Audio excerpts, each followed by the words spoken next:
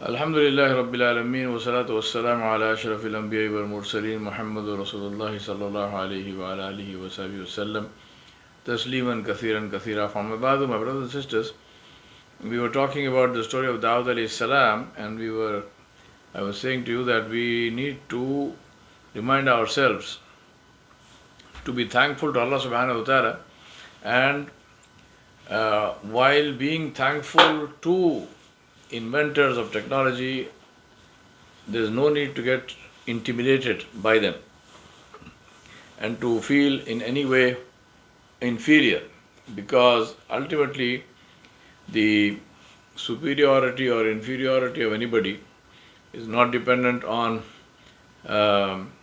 race or color or any other factor. It is dependent only on one thing, which is the rida of Allah. Did a person get that or he didn't get that?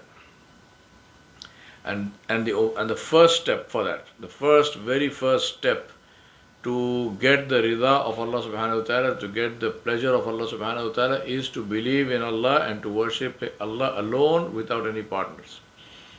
So if somebody is not on Tawheed, if somebody is not accepted Islam, then it doesn't matter what they did or didn't do, they will never be in that position which even the, within quotes, whatever it means, the smallest of the Muslims is in. Because the Muslim is the person who has accepted the one truth in life, which is Ashhadu an la ilaha illallah wa ashhadu anna Muhammadan Rasulullah. We bear witness that there is no one worthy of worship except Allah, and that Muhammad sallallahu alaihi wasallam is the messenger of Allah subhanahu wa ta'ala, the Rasul, the Nabi, and the last and final of them, after whom there is no other messenger. So talking about the role that literally the role that Allah subhanahu wa ta'ala plays in some cases very directly, where Allah subhanahu wa ta'ala guides people to certain discoveries that He wants them to discover. And they need not be Muslims. I'm going to give you some examples. Penicillin, the fantastic antibiotic, which was a huge lifesaver. Alexander Fleming, who is, this is because when history is written, it is written in favor of whoever is writing it and their kind. So Alexander Fleming is given the honor of having discovered it. But see the issue. Now he noticed a halo of inhibition of bacterial growth around a contaminant blue-green mold or a staphylococcus plate culture. So he was actually doing an experiment with staphylococcus bacteria, and he found that there is a ring of area around that which is not infected. He concluded that the mold was releasing a substance that was inhibiting bacterial growth. So he grew a pure culture of the mold and discovered that it was Penicillin notatum. With help from a chemist, he isolated what he later named penicillin.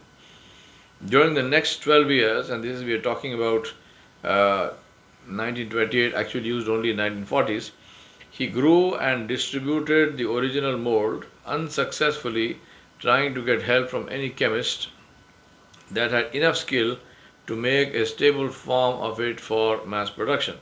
Now, of course, we have to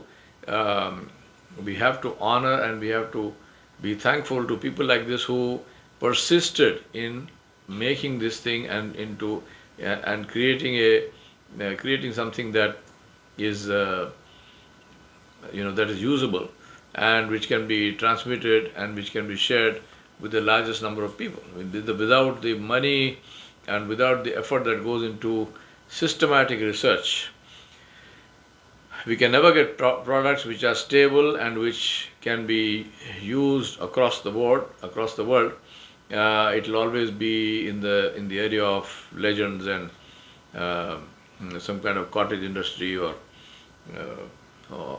some exclusive formulae. Interestingly, from 1895, now we are talking about 1940s when Alexander Fleming worked on it. But from 1895, almost 100 years before, Arab stable boys used to use this substance to cure horses. So for wounds, they use this and it helped them. And India and China use this right from prehistoric times. But the credit for the research for stabilizing it, creating a product which can be mass produced and distributed, of course, goes to Alexander Fleming. Another one, Otto Louis, uh, born 1873, died 1961, a German physiologist, won the Nobel Prize for Medicine in 1936 for his work on the chemical transmission of nerve impulses. In 1903, Louis had the idea that there might be a chemical transmission of nervous impulse rather than an electrical one, which was the common held belief until then. But he was at a loss of how to prove it.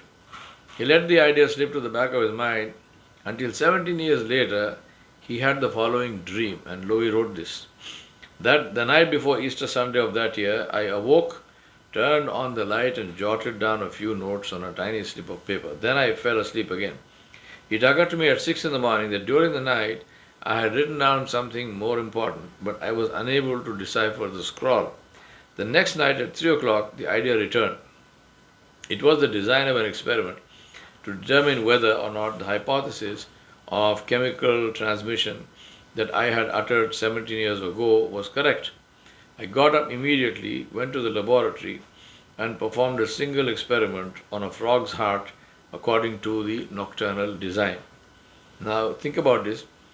It took Louis a decade to carry out a decisive series of tests to satisfy his critics, but ultimately, the result of his initial dream induced experiment became the foundation for the theory of chemical transmission of nervous impulse and led to a Nobel Prize. Now, where does this dream come from? We know the answer, but I'm just saying that if you think about this, that how Allah subhanahu wa ta'ala guides, when He wants something to happen, Allah subhanahu wa ta'ala makes it happen. It doesn't happen necessarily only to a Muslim. Now think about another thing, which is Allah will not send a dream about creating an experiment to measure nerve impulses to somebody who does not know the first thing about science. So think about this, that when we talk about these things, it is not every miracle that comes on the tail of illa mashallah, and again we are not talking about the Anbiya, I'm saying others. It comes on the tail of preparation in that line. Another one, I hope I'm pronouncing these names correctly. Frederick August Kekule von Strandonitz is a remarkable figure in the history of chemistry, specifically organic chemistry. Twice Kekule had dreams that led to major discoveries. Kekule discovered the tetravalent nature of carbon, the formation of chemical organic structure theory, but he did not make this breakthrough by experimentation alone. He had a dream. As he described in a speech given at the Deutsche Chemische Gesellschaft, German Chemical Society, he said, I fell into a reverie and lo, the atoms were dancing, gamboling before my eyes. Whenever hitherto these diminutive beings had appeared to me, they had always been in motion. But up to that time, I had never been able to discern the nature of their motion. Now, however, I saw how frequently two smaller atoms united to form a pair, and how a larger one embraced the two smaller ones. How still larger ones kept hold of three or even four of the smaller ones, whilst the whole kept whirling in a giddy dance. I saw how the larger ones formed a chain, dragging the smaller ones after them, but only at the ends of the chain. The cry of the conductor, Clapham Road, awakened me from my dreaming, but I spent part of the night in putting on paper at least sketches of these dream forms. This was the origin of the structural theory. Later, he had a dream that helped him discover that benzene molecule. He discovered the benzene molecule, and he discovered that the benzene molecule, unlike other known organic compounds, had a circular structure rather than a linear one, solving a problem that had been confounding chemists. He said, I was sitting writing on my textbook, but the work did not progress. My thoughts were elsewhere. I turned my chair to the fire and dozed. Again, the atoms were gambling, were playing, dancing before my eyes. This time, the smaller groups kept modestly in the background. My mental eye, rendered more acute by the repeated visions of this kind, could not distinguish larger structures of manifold conformation, long rows, sometimes more closely fitting together, all twining and twisting in a snake like motion. But look, what was that? One of the snakes had seized hold of its own tail, and the form whirled mockingly before my eyes. As if by a flash of lightning, I awoke, and this time also I spent the rest of the night in working out the consequences of the hypothesis. The snake seizing its own tail gave Kekule the circular structure idea he needed to solve the benzene problem. Said an excited Kekule to his colleagues, "Let us learn to dream." Right? I mean, this is something that we need to teach and learn. And again, I keep saying the same thing again, which is that remember, a dream about the structure of benzene will not go to a physicist. It will go to a organic chemist. So Allah subhanahu wa ta'ala guides, but we need to be prepared to put ourselves in a situation, in a place where this guidance will come to us. Another wonderful thing is the ordinary or so-called ordinary sewing machine for sewing clothes. Elias Howe invented the sewing machine in 1845. He had the idea of a machine with a needle which would go through a piece of cloth, but he couldn't figure out exactly how it would work.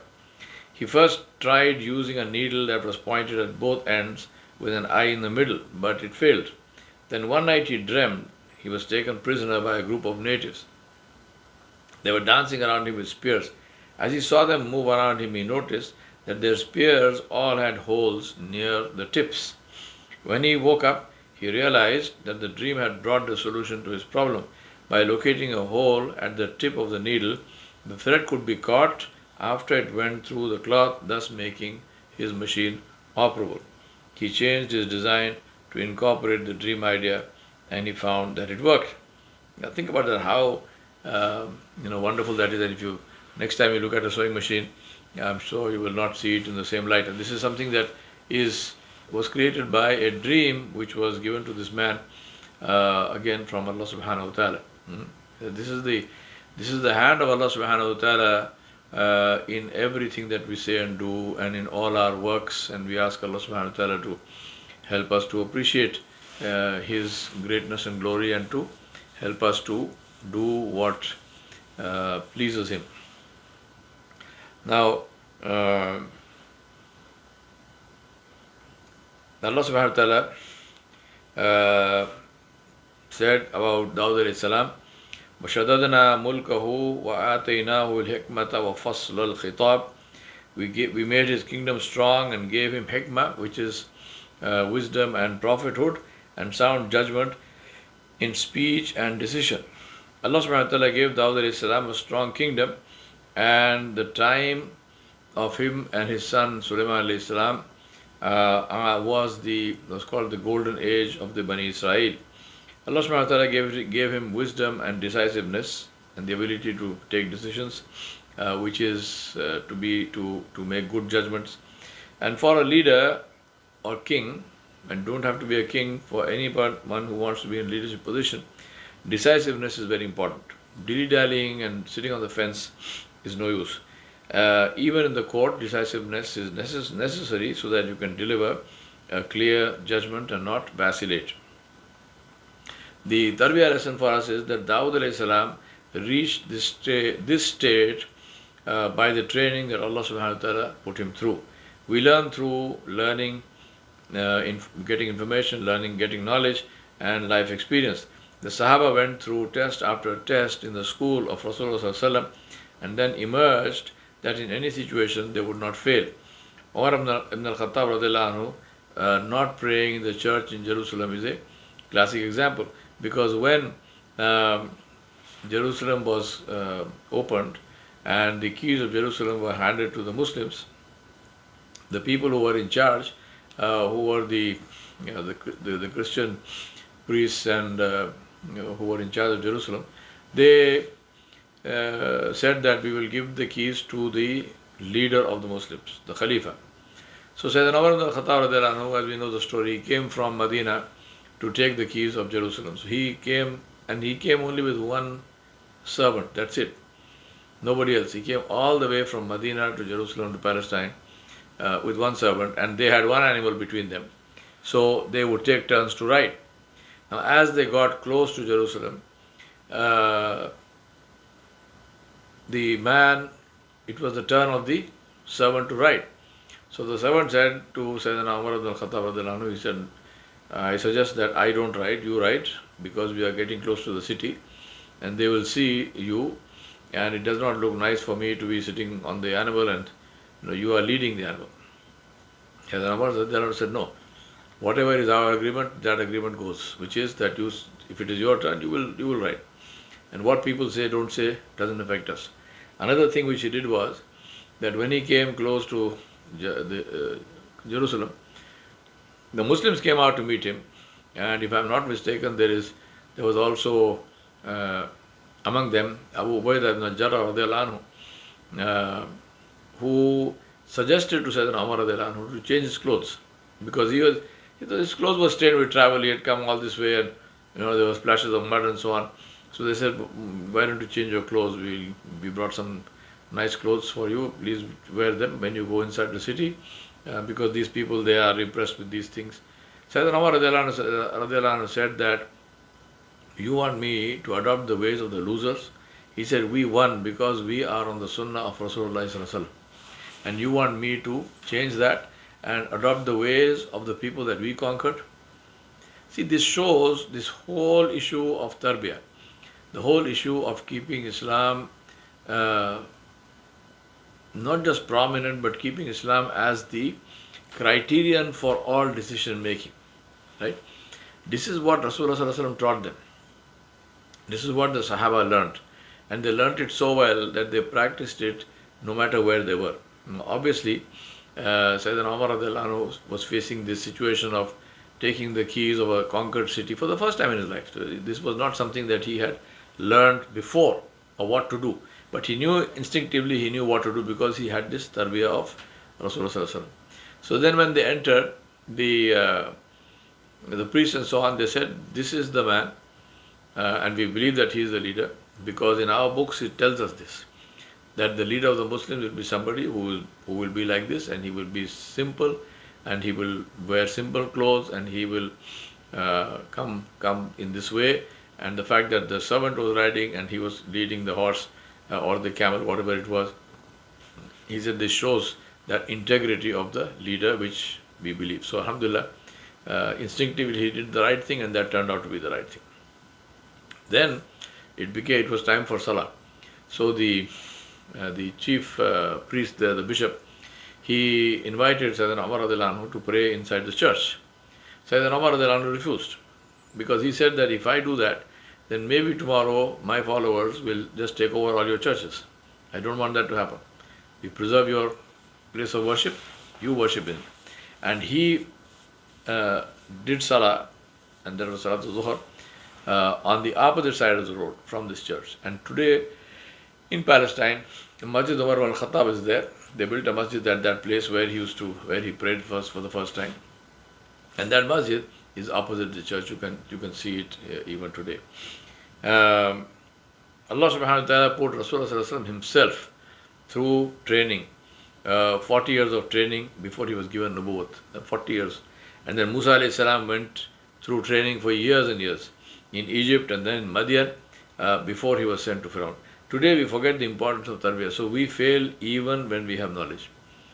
All the training that I mentioned to you, all the training that the Anbiya alayhi salam were given by Allah subhanahu wa ta'ala, all the training that the Sahaba of Rasulullah sallallahu alaihi wasallam got from Rasulullah sallallahu alaihi wasallam, all of it, or the vast majority of it, was akhlaq, was behavior, was decision making. It had to do with their tarbiyah. It was not book learning, right? It's not book learning. And this is not because they didn't have books. The Quran was there.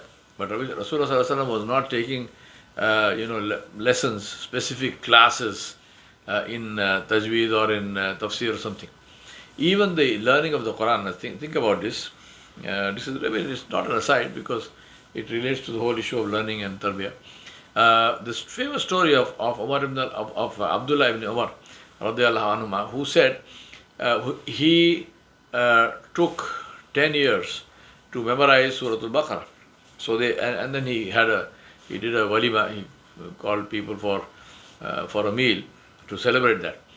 So they asked him, they said, why did you take so long? I mean, to memorize just one surah, 2.5 juz, you took 10 years to memorize this. Why did you take so long? So he said, our way of learning, and by our he means the Sahaba, and learning means at the feet of Rasulullah. He said, our way of learning was that we would take from Rasulullah say 10 ayat or 5 ayat, and then we would memorize them, we would read them, we would memorize them, we would understand them. If there were any questions, we would go to the Prophet ﷺ and have them clarified. If these ayat related to any actions, if there was any ahkam in these ayat, any orders of Allah subhanahu wa ta'ala, then we would practice that. We would bring those things into our lives. And only when we were satisfied with that, then we would go to Rasulullah ﷺ for the next set of ayat. Now this kind of approach to education is what is so important. Where a person who is studying, the young or old, is given the opportunity, and the way the course is structured is that all theory is learned and then practiced, experienced, understood, and the wisdom that is gleaned from it is conceptualized and recorded, and only then does the person go to learn some more theory. Today we have our learning, may Allah forgive us, our learning is almost entirely theoretical. Right? Abdullah ibn Umar radiallahu anhuma, an Arab person of the language, the student of Rasulullah ﷺ, nobody can get a better teacher than that. Nobody can be a better student than Abdullah ibn Umar radiallahu anhuma. His father is Umar ibn al-Khattab radiallahu anhu. He takes 10 years to memorize one surah, two and a half juz. Whereas today in our madaris, in the Darut Tahfiz, the students memorize the whole Quran, 30 juz, in 2 years. And if a student takes more than 2 years, say about 3 years or so, then he is considered to be slow. And more than 3 years, they check them out. They say, no, this person is not capable, doesn't have memory. Now think about that. What was the result of learning in the way of the Sahaba, and what is the result of learning the way we teach? The result of learning in the way of the Sahaba was that they were fit to face any challenge in their lives, right? They had the understanding to face any challenge in life. And today, at the end of memorizing 2 years of memorizing Quran, what does the Qari, what is he capable of? He's probably capable of doing Taraweeh or something, right? Nothing more, because he has not learned anything more. And may Allah, I'm not even talking about those who memorize the Quran without even understanding the meaning of it. I mean, I don't want to go there. But you know that a huge number of people, I won't say the majority, maybe it is a majority, but definitely a huge number of people just memorize Quran, just the sound, right? They do not know the meaning of what they are saying. So something that we need to really seriously think about and ask ourselves, what we intend to do, because we have these examples of the Anbiya alayhimus salam before us, for us to understand from them, for us to learn something from them, and for us to benefit from them. And that is not going to happen unless we practice what we learn, practice what we preach, because that's the only way of benefiting. It's only practice, it's only actions which can be converted to reward. Whether it is material reward or whether it is spiritual reward, it's only the actions which will yield that, nothing else. If the action is not there, then there cannot be any reward. No matter how much we learn, no matter how learned we might be or feel, there will not be any reward unless there is some action which supports that. We really have to must look at the way we teach and learn. That I think is to me that is really the root cause of what we of our problems. I'm talking about the Dini Madaris, I'm talking about the madrasas. I mean, the schools, the secular schools, forget it. I mean, they are equally bad. They also teach only theory. But here we are talking about playing with our akhirah. Right? We teach subjects as discrete subjects as if they have no relation to each other. For example, the class of the tafsir of Quran, we teach it as purely tafsir of Quran. It is not related to anything in the hadith, it is not related to anything in the fiqh. Whereas all of that is related. Huge part of hadith is tafsir of Quran. Which is the primary document, primary source for extracting rulings in fiqh? The Quran al-Karim. But we teach each of these as if they are distinct, discrete subjects, unrelated to each other. And it's also one of the reasons why for a lot of students, if not majority of them, it's all very boring and it's all very difficult because you have to rote by memorizing. That's it. Because there's no understanding.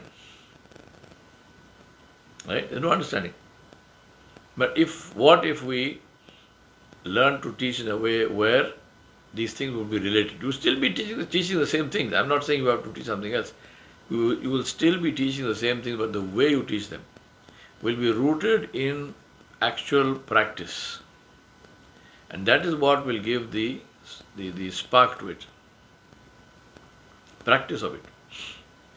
So when we are talking about salah, we actually practice salah. We stand and we practice salah and we focus on it and we pray tahajjud and we focus on our hearts and say, what is it doing to my heart? Is it doing anything at all? Is it not doing anything? All of these things must come into us when we are practicing the religion. Because unless these things happen, we are not going to get any benefit from this. Right? So that is why I think it's so critical for us to ensure that we learn our deen in a way which is very practical. Only then will we be able to benefit from the learning of the deen. So what would be the practical way of understanding the deen and learning it? That is something for us to think about. Now, this is what the Sahaba, as I said, this is how the Sahaba learnt, and this is how Rasulullah Sallallahu Alaihi Wasallam taught them. And we ask Allah Subhanahu wa Ta'ala to help us to also learn in a similar way and to create our institutions of learning where students can get a taste of the beauty and taste of what their learning can actually get them. Right? It's very, very important to do that. Think about how also, for example, would we look at the issue of